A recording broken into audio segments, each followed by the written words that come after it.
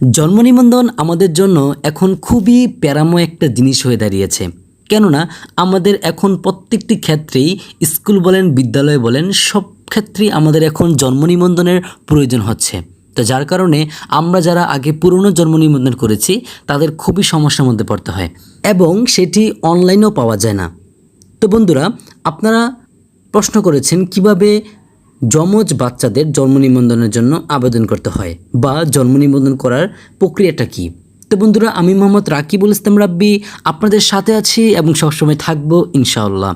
বন্ধুরা, আজকে আপনাদেরকে বলবো আপনারা কিভাবে bdris অর্থাৎ জন্ম নিবন্ধনের অফিসিয়াল ওয়েবসাইট অনুযায়ী আপনারা কিভাবে যমজ বাচ্চার জন্ম নিবন্ধনের জন্য আবেদন করতে পারেন। So let's get started.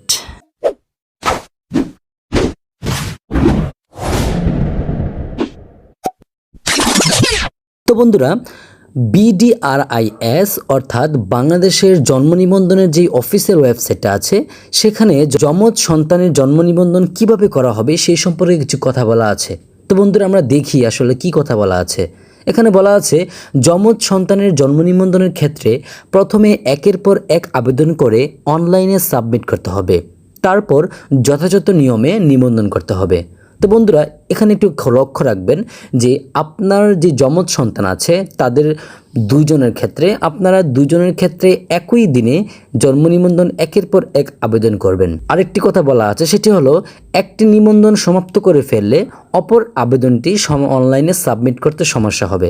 অর্থাৎ আপনার যমজ সন্তানের ক্ষেত্রে যদি আপনি প্রথম জনের জন্ম নিবন্ধন যদি অনলাইনে আগে আবেদন করে ফর্মটি উঠিয়ে নেন, সেই ক্ষেত্রে তার কিছুদিন পর যদি দ্বিতীয় সন্তানটি করতে যান সেই ক্ষেত্রে আপনারা অনলাইনে সাবমিট করতে কিছু সমস্যা হতে পারে।